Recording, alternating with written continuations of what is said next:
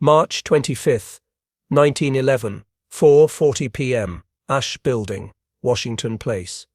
New York City. Rose Rosenfeld, 22 years old, sat hunched over her Singer sewing machine on the 9th floor, squinting against the late afternoon light streaming through the tall factory windows.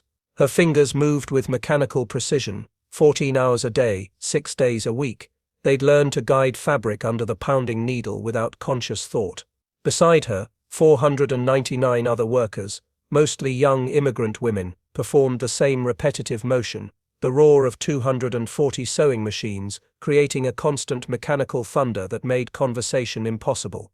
What Rose didn't know, what none of the workers crammed into the Triangle Shirtwaist Factory's upper floors knew, was that the factory owners, Max Blanck and Isaac Harris, had locked the exit doors that afternoon. Not unusual, they locked the doors every day.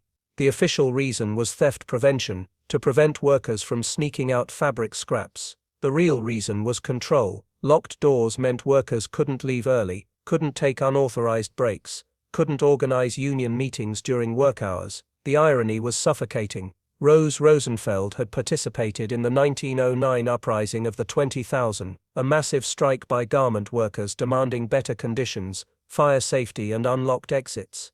She'd walked picket lines for 13 weeks in the freezing winter, been arrested twice, gone hungry to pay strike dues. The strike had won some concessions from other factories, but Triangle Shirtwaist refused every demand, and when the strike ended, workers like Rose had a choice: return to Triangle's locked doors and poverty wages, or starve. Rose needed to eat. She returned. On March 25, 1911, approximately 500 workers occupied the 3 top floors of the 10-story Ash Building. The 8th floor housed the cutting tables where men worked with massive fabric cutting machines. The 9th floor where Rose worked was the main sewing floor, packed with rows of wooden tables and sewing machines. The 10th floor contained more sewing stations plus the executive offices where Blanck and Harris conducted business.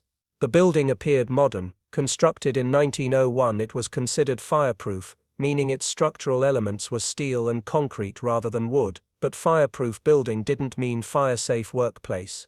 Inside those fireproof walls, the Triangle factory was a tinderbox, thousands of pounds of cotton fabric, hanging patterns made of tissue paper, wooden tables and chairs, wicker baskets overflowing with fabric scraps, and bins of finished shirtwaists waiting for shipment.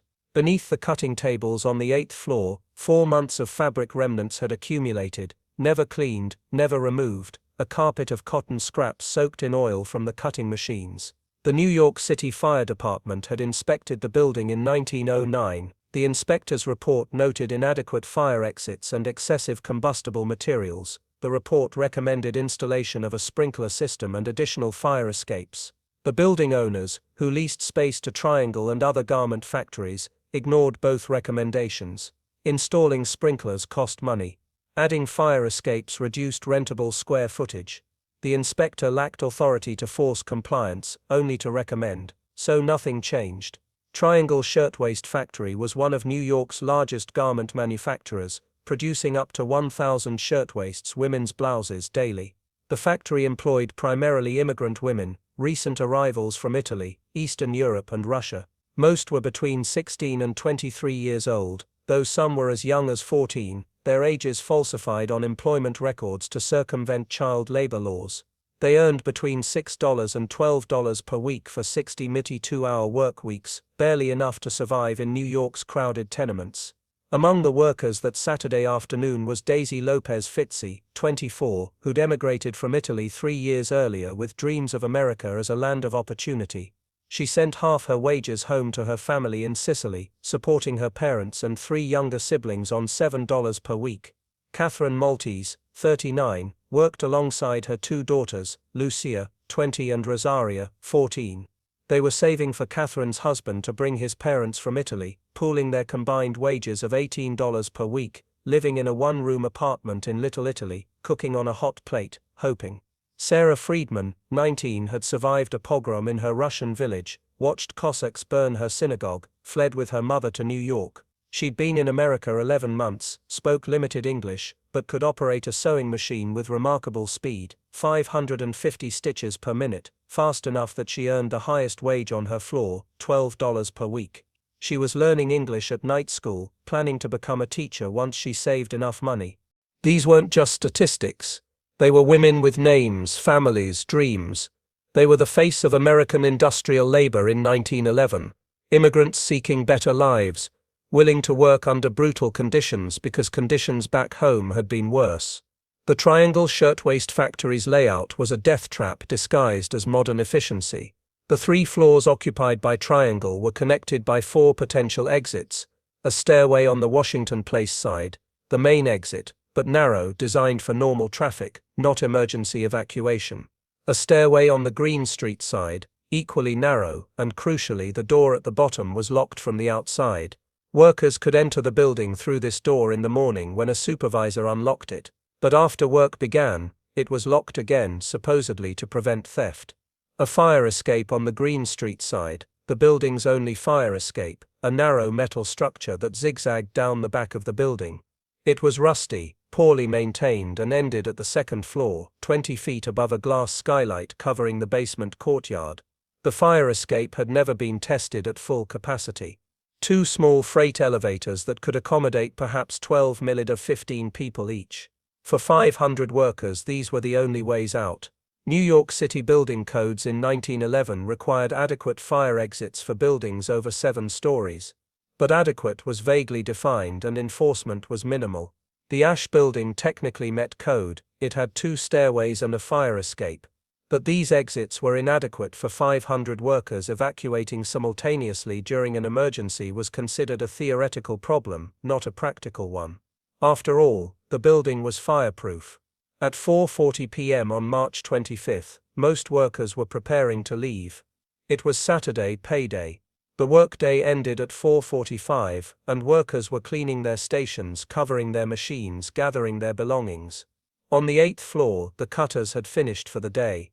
Samuel Bernstein, a cutter, was smoking a cigarette, not unusual though technically against company rules. He tossed the cigarette butt into what he thought was a metal bin. He missed. The cigarette landed in a wicker basket filled with fabric scraps beneath one of the cutting tables. For perhaps 20 seconds nothing happened. The cigarette smoldered in the fabric. Then as oxygen reached the ember, it flared. Cotton fabric is highly flammable. It ignites at 410 degrees Fahrenheit and burns rapidly. Within seconds the fabric scraps in the basket were burning. The flames spread to the layers of cotton remnants carpeting the floor beneath the cutting tables. Samuel Bernstein noticed smoke, turned, saw flames spreading across the floor. "Fire!" he shouted. Fire! On the 8th floor, approximately 60 workers were still present. The cutters, mostly men, reacted quickly. Some grabbed buckets of water. There were 27 water buckets distributed around the factory floor, the only fire suppression equipment available. They threw water on the flames. The water had minimal effect. The fire had too much fuel, was spreading too fast. One worker tried the fire hose, a standpipe connection on the 8th floor wall. He twisted the valve. Nothing happened, no water pressure. The hose hadn't been tested or maintained, it was purely decorative, a safety measure that existed only on paper. Within 3 minutes of ignition, the 8th floor was fully involved. Flames raced along the floor, ignited the wooden cutting tables, climbed the walls, consumed the hanging fabric patterns. The heat was intense, 1,800 degrees Fahrenheit, hot enough to melt brass and copper. Workers fled toward the exits. Most of the 8th floor workers escaped. They were mostly men, physically stronger, positioned closer to the exits. They poured down the Washington Place stairway, some carrying buckets of water in futile attempts to fight the fire. A few reached the Greene Street stairway and found the door unlocked. 8th floor workers had access. They escaped. But the fire was spreading faster than any human could run. The Triangle Shirtwaist Factory building had one feature that would prove catastrophic: open stairwells. The stairways connecting floors had no fire doors. They were open shafts, allowing smoke and flames to rise unimpeded. Fire seeks oxygen. Heat rises. The open stairwells became chimneys channeling superheated air and flames upward at tremendous speed. At 4:43 p.m., 3 minutes after ignition, flames burst through the 8th floor ceiling and erupted onto the 9th floor. The 260 workers on the 9th floor had almost no warning. A few had smelled smoke. Some had heard shouting from below. But the roar of 240 sewing machines drowned out distant sounds. Most workers had no idea anything was wrong until flames exploded through the floor. Rose Rosenfeld saw fire erupt from a stairwell opening. For a moment she couldn't process what she was seeing. Fire, inside a building, spreading like liquid across the wooden floor. Then someone screamed, and pandemonium erupted. 260 workers surged toward the exits simultaneously. They had perhaps 90 seconds before the entire floor became unsurvivable. In 90 seconds, with only 4 escape routes, 260 people needed to exit a floor already filling with smoke and fire. The mathematics of disaster were simple and brutal. The Washington Place stairway became jammed immediately. Workers crushed together in the narrow doorway, pushing, shoving, some falling. Those who fell were trampled, survival instinct overriding compassion in the panic. The stairway itself was only 33 inches wide, barely enough for 2 people side by side. It became a bottleneck, a choke point where seconds cost lives. The Greene Street stairway door was locked. Dozens of workers reached it, twisted the handle, pushed, pulled, pounded. The door didn't move. It was locked from the outside, that theft prevention measure that Max Blanck and Isaac Harris insisted upon. Workers screamed, hammered on the door with their fists, their blood leaving marks on the wood. The fire escape, the building's only exterior escape route, accessed through a small window. Workers jammed toward it, fighting to climb through. The fire escape was 18 inches wide, designed for orderly single-file evacuation, not panicked flight. Bodies pressed together, some people literally pushed through the window by the crush of people behind them. The freight elevators, 2 small cages operated by elevator men Joseph Zito and Gaspar Mortillalo. Both men were on lower floors when the fire began. They heard screaming, saw smoke, immediately understood. Without hesitation, both men began emergency elevator runs, racing their cars to the 9th floor, opening the doors, letting workers pack in beyond capacity, descending, returning. Joseph Zito made 4 trips. Each trip carried 15-20 workers, packed so tightly they could barely breathe. On his 4th trip, as the elevator descended from the 9th floor, Zito heard impacts on the elevator roof, bodies, workers jumping down the elevator shaft, some missing the car, falling to their deaths, some landing on the elevator roof. The impacts damaged the elevator mechanism. Zito brought his car to the ground floor, and found he couldn't make it ascend again. The elevator was finished. Gaspar Mortillalo made 3 trips. On his 3rd ascent, he opened the elevator doors to the 9th floor, and faced an inferno. Flames surrounded the elevator shaft. Workers were on fire as they stumbled toward him, their clothes burning, their hair gone, skin blackening. He let as many as could fit enter the elevator, perhaps 20 women packed into a space designed for 12. As the doors closed, he heard screaming from those left behind. He descended. When he tried to return, his elevator also failed, damaged by heat, by impacts from falling bodies, by the sheer strain of emergency operation. 2 elevator operators had saved perhaps 100 lives between them. They'd risked everything. Each ascent could have been their last. The elevator shaft filling with smoke and flame, cables weakening from heat, the very real possibility of mechanical failure trapping them inside. Both men survived.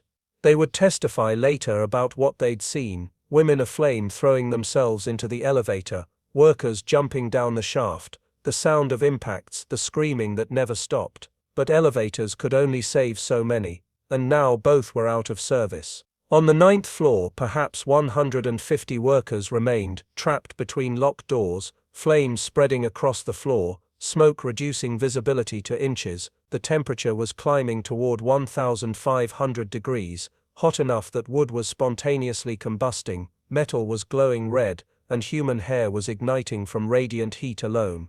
Rose Rosenfeld found herself pressed against the locked Greene Street door in a crowd of screaming women. She could feel heat on her back, growing more intense every second.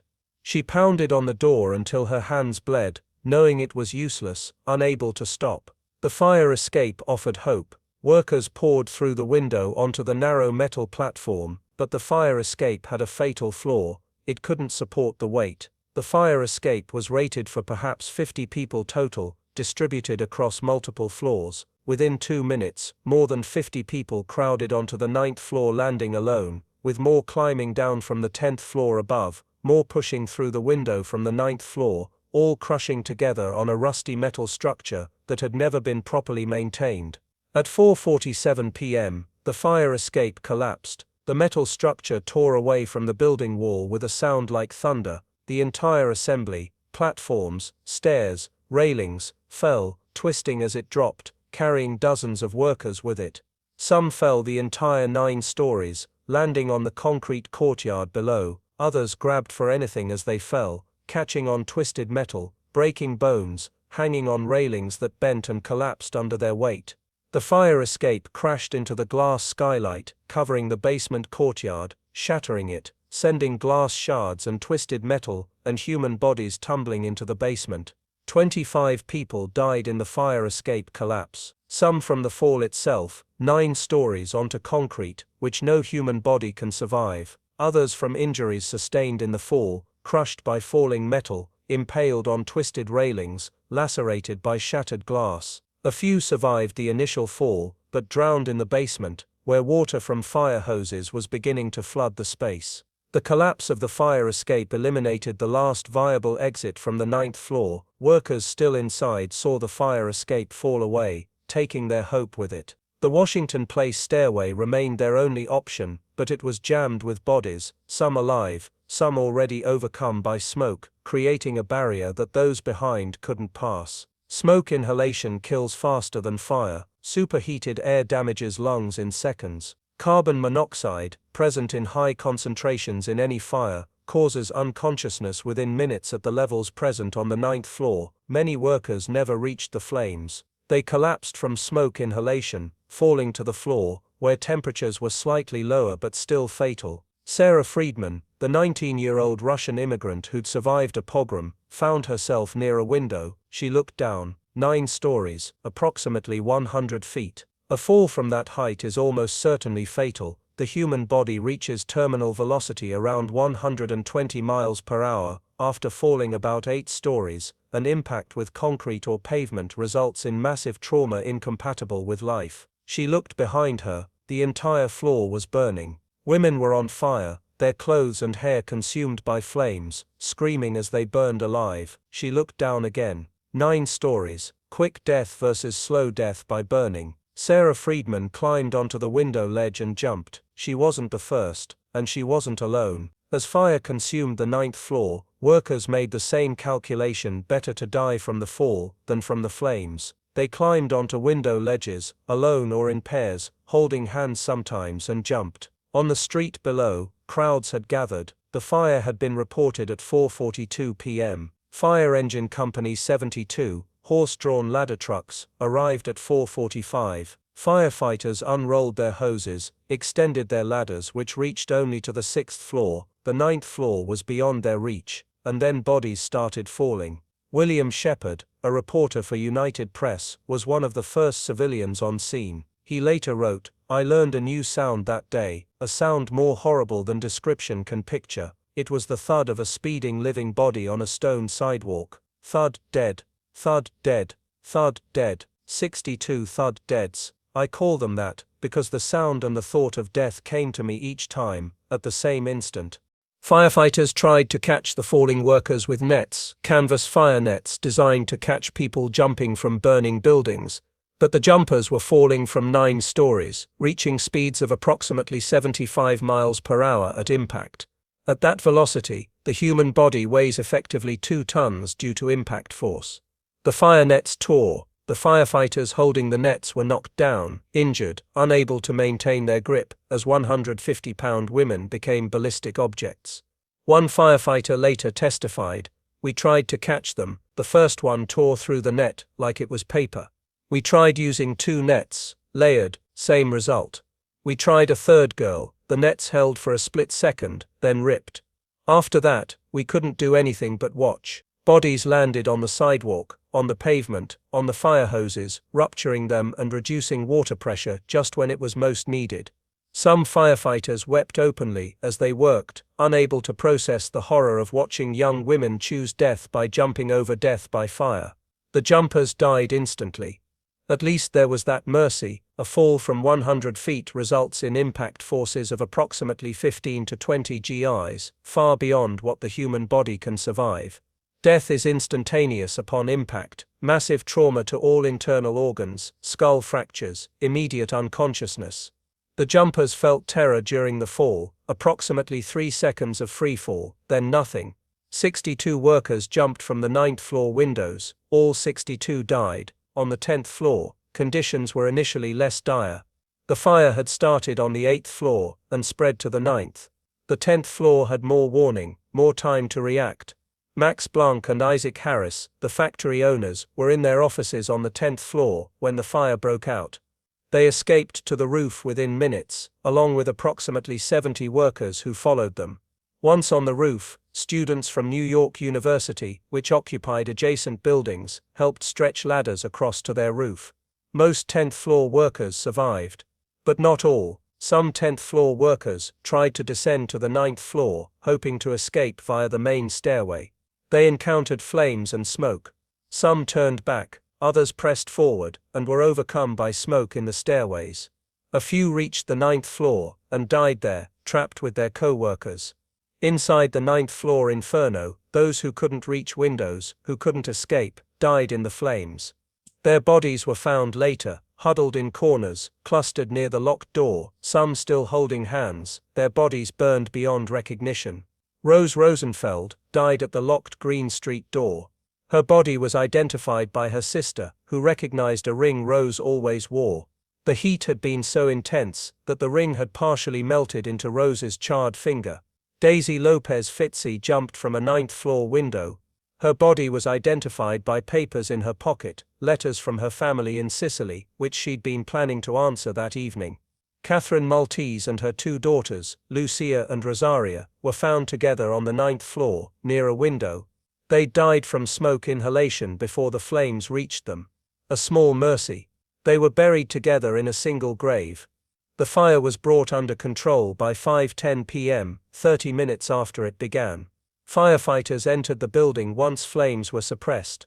What they found on the 9th floor defied description.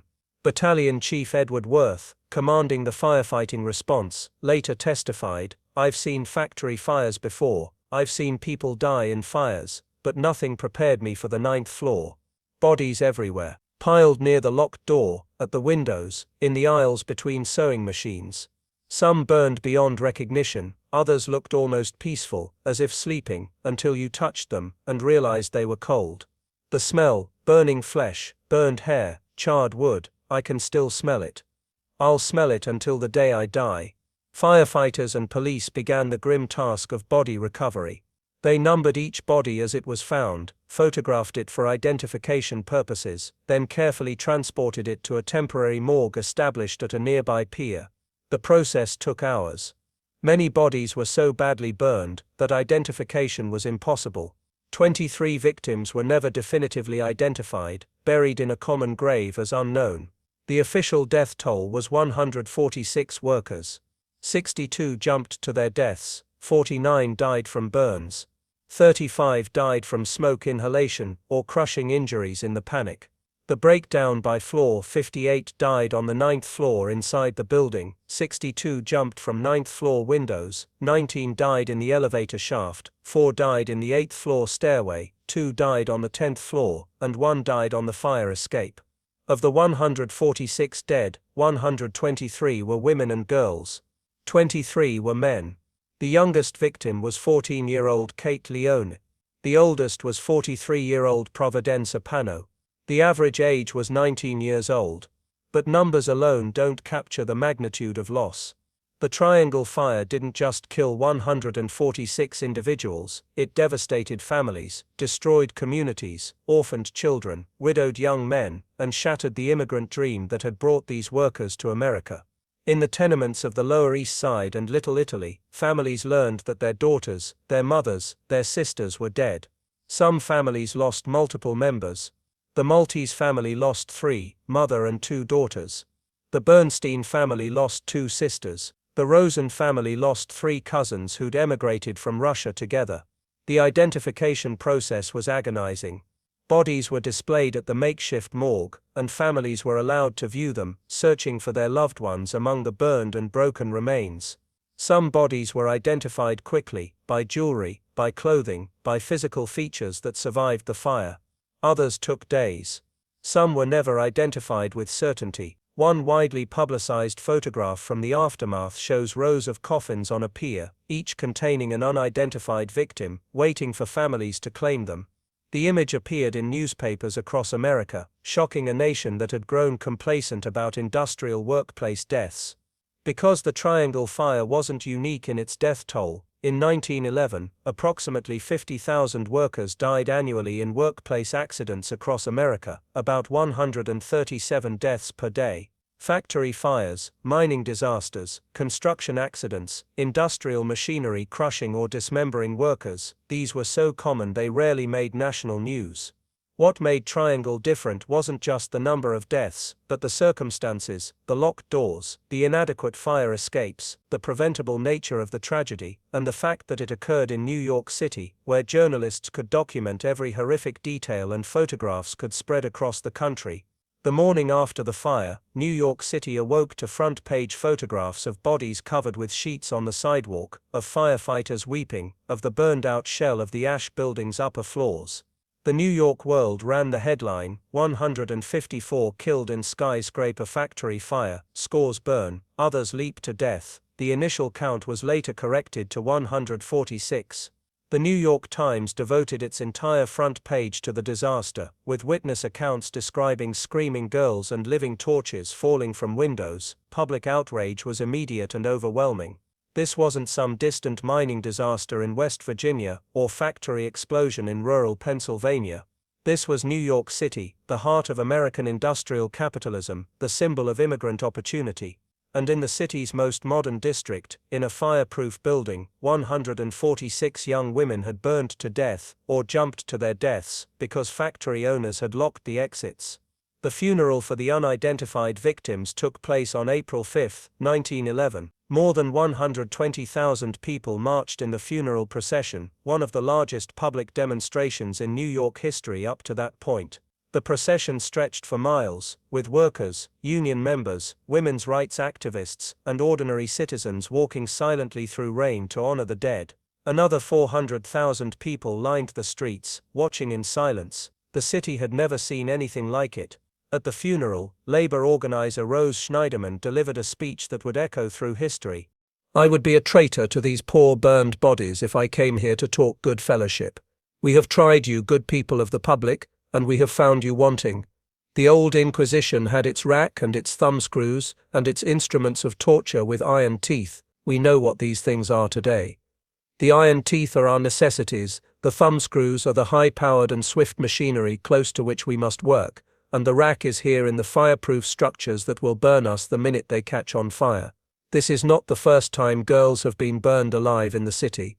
Every week I must learn of the untimely death of one of my sister workers. Every year thousands of us are maimed. The life of men and women is so cheap, and property is so sacred." The speech captured the rage and grief of New York's working class.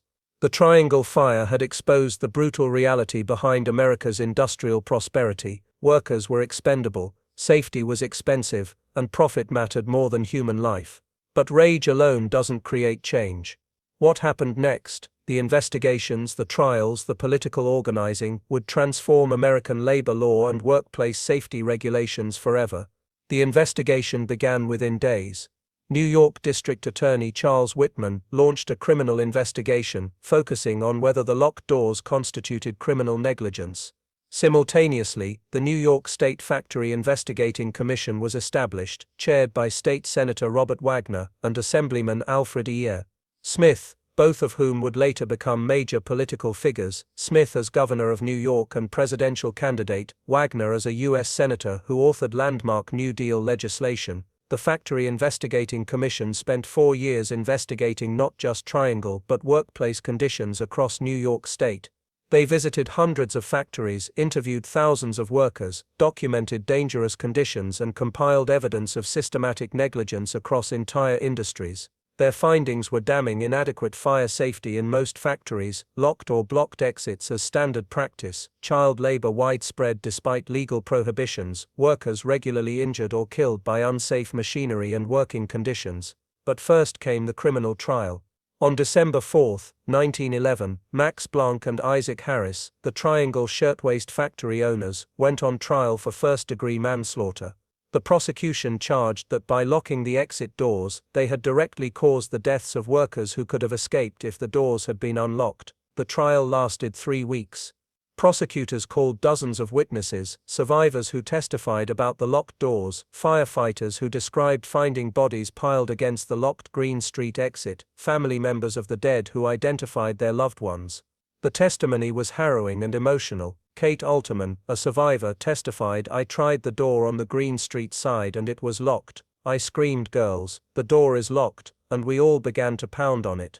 The smoke was getting thicker. I could feel the heat behind me. I knew we were going to die there."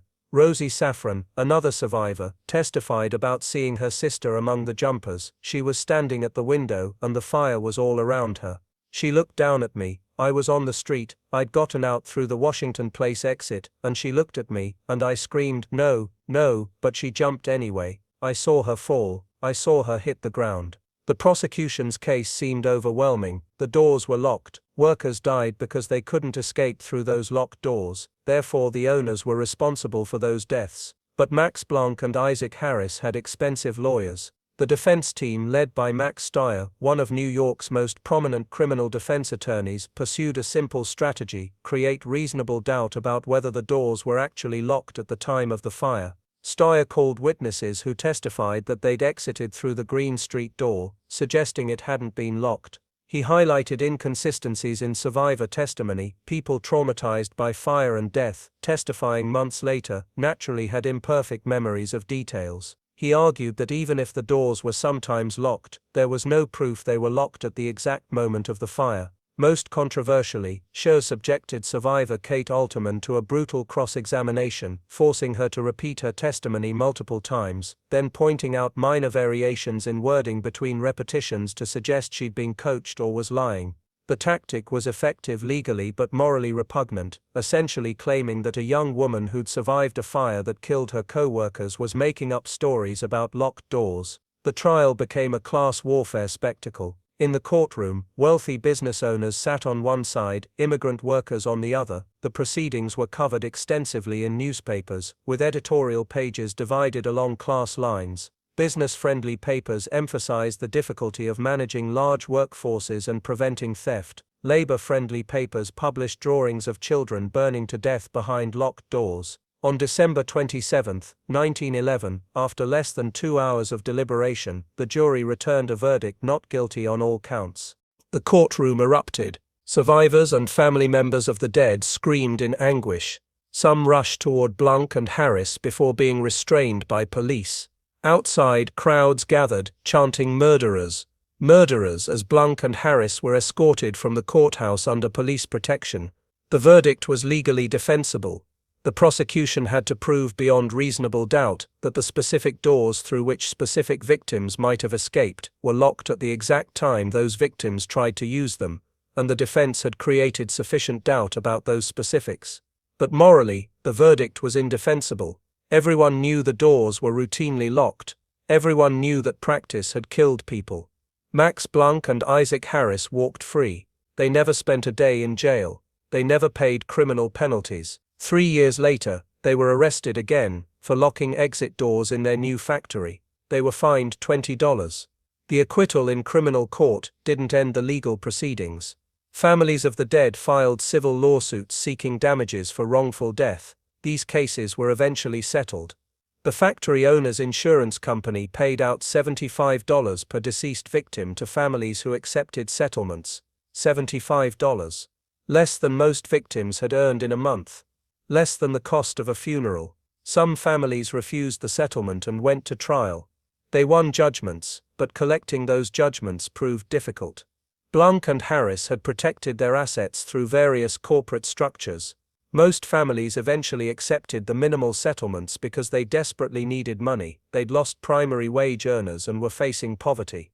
Max Blanck and Isaac Harris, despite paying nominal settlements, actually profited from the fire. Their insurance policy on the factory and equipment paid out $60,000 more than the value of destroyed property. Essentially, they collected a profit from the deaths of their workers.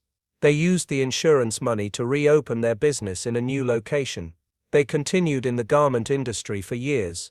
If the criminal justice system failed the Triangle victims, the political system partially redeemed itself. The Factory Investigating Commission, led by Robert Wagner and Alfred Smith, used the Triangle fire as a catalyst for comprehensive workplace safety reform. Over 4 years, the commission investigated 1,836 factories and interviewed 3,500 workers.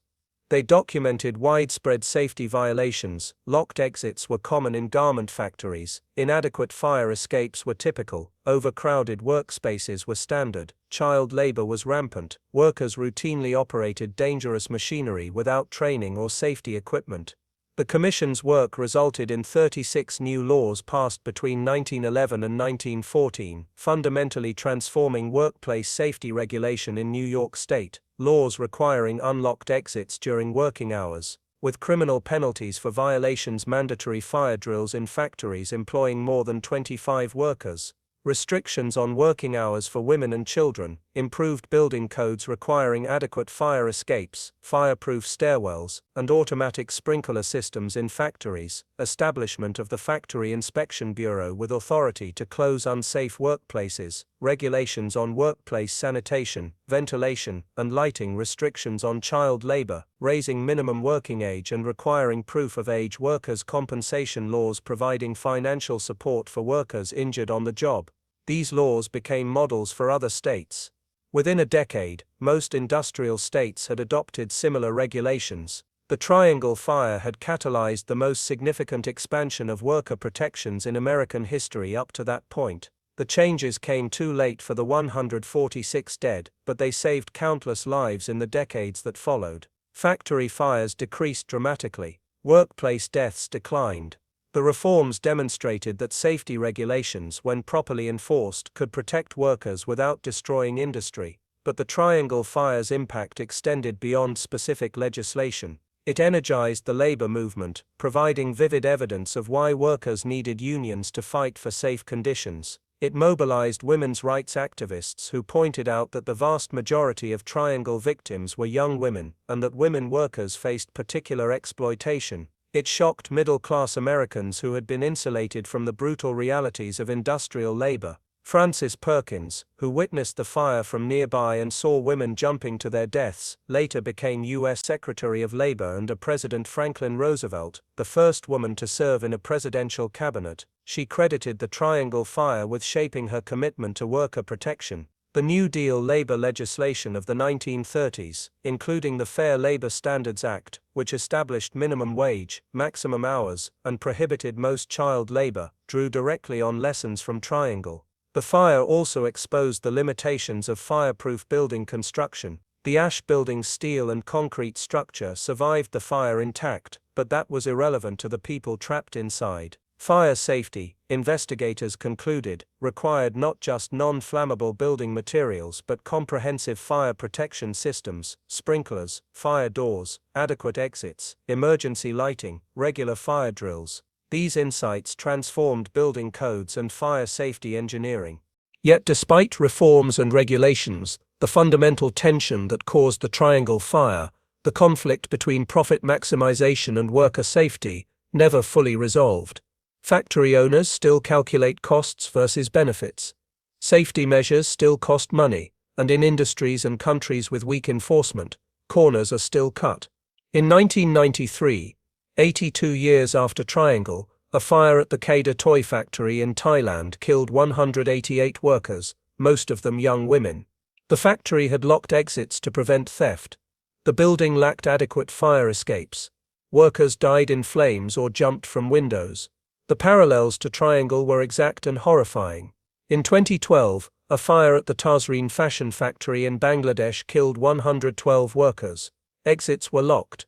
Fire escapes were inadequate. Workers jumped from windows. The factory produced clothing for major American and European retailers who had never inspected working conditions. In 2013, the Rana Plaza building collapse in Bangladesh killed 1,134 garment workers. The building had been constructed illegally, ignoring safety codes. Cracks had appeared in walls the day before, but workers were ordered back inside because production quotas mattered more than safety concerns.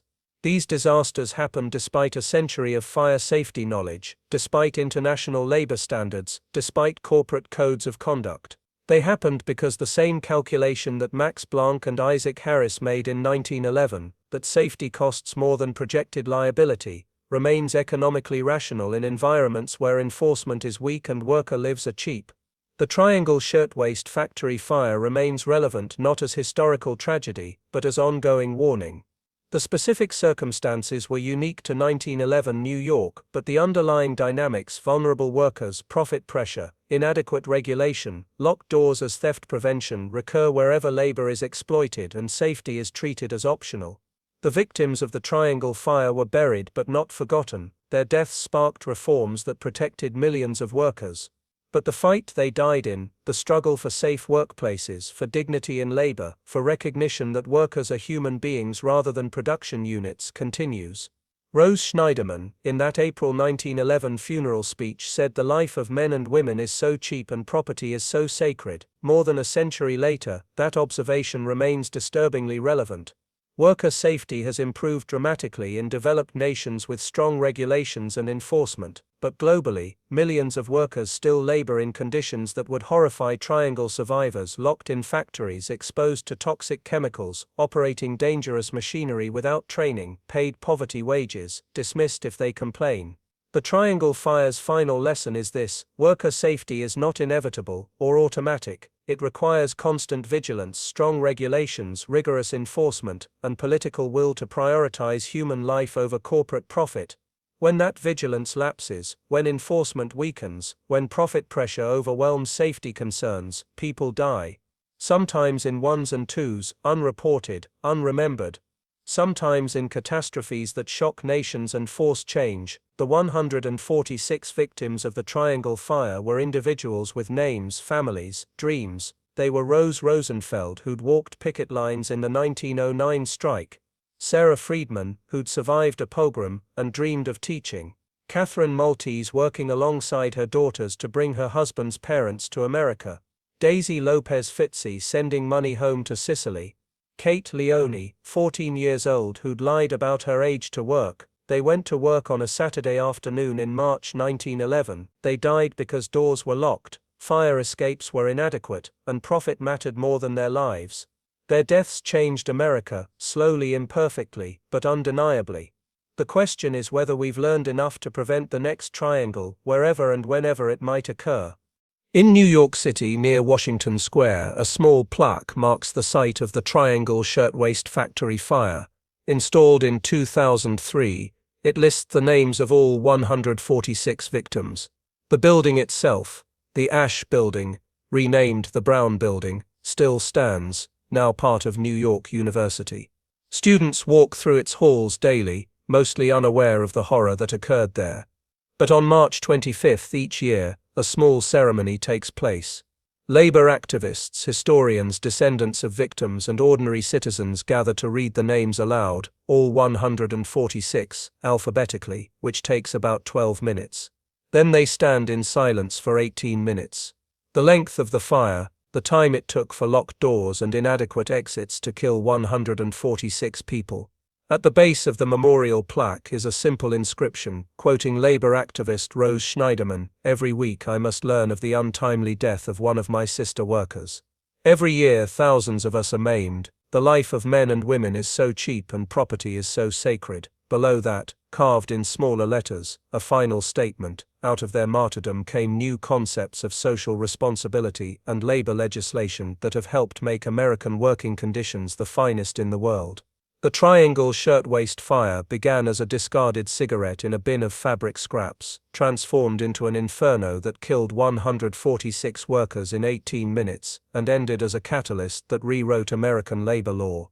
Factory bosses who had locked doors to prevent theft of fabric scraps watched their calculations collapse when those locked doors became death sentences, when those prevented thefts were measured against 146 lives, when public outrage made the cost of negligence measured in criminal trials, civil lawsuits, destroyed reputations, and comprehensive regulatory reform exceed any conceivable savings from theft prevention. Max Blanck and Isaac Harris had locked the doors in 1911, confident that preventing workers from stealing fabric scraps justified the minimal risk of fire. By 1915, 36 new laws made their calculation obsolete, fire safety regulations made locked exits criminal, and the memory of 146 names on a memorial plaque had transformed factory fire from acceptable business risk into unthinkable tragedy that demanded prevention rather than insurance. 146 workers, mostly young immigrant women, average age 19, went to work on March 25, 1911. 18 minutes later, the fire had spoken, louder than any locked door, more powerful than any cost-benefit analysis, more transformative than any legislative debate. And American workplace safety was written in their names, legislated in their memory, enforced by the knowledge that every locked exit, every blocked fire escape, every deferred safety measure carries the weight of 146 lives lost when profit mattered more than the workers who created it.